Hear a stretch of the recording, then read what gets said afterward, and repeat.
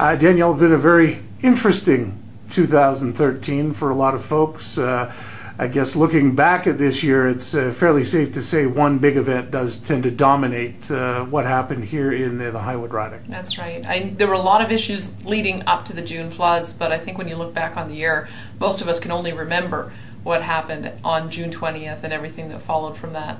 There has been a lot of progress, which is very positive. I get more positive stories in our constituency office than negative ones, but I have to say the nature of a constituency office is we still do get hardship stories. So there's a lot of people who are still struggling this Christmas. Those are the ones that we're thinking about.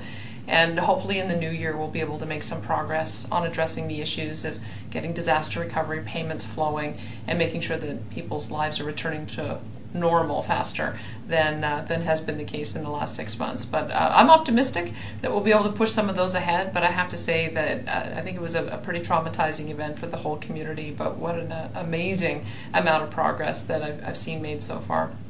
Well, looking back politically into 2013, what big events did you see come about that were either positive or negative?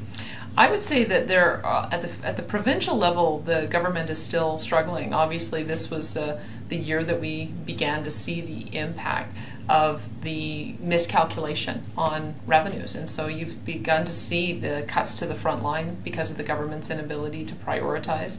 So we kept raising issues of senior centers that were impacted, programs for persons with developmental disabilities that were impacted, cuts to frontline healthcare provision, closure of facilities. Those are the things that really did dominate the discussion in the legislature, and they're going to continue to. In the fall session, I think we were all shocked to see the underreporting of the number of deaths of children in care and the incomplete investigation process for that.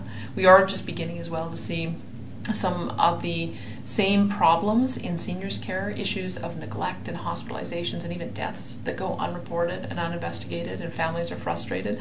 So unfortunately, those are going to be some of the issues that we have to bring forward in the new year. We've got to make sure that when government puts programs in place to help our most vulnerable, that they're working well, and when things go wrong, there's a process to be able to correct it. We seem to have identified just in this fall session some real problems in two major areas of government responsibility that I think are making people question what exactly is going on in those departments. And we'll have to ask more questions about that.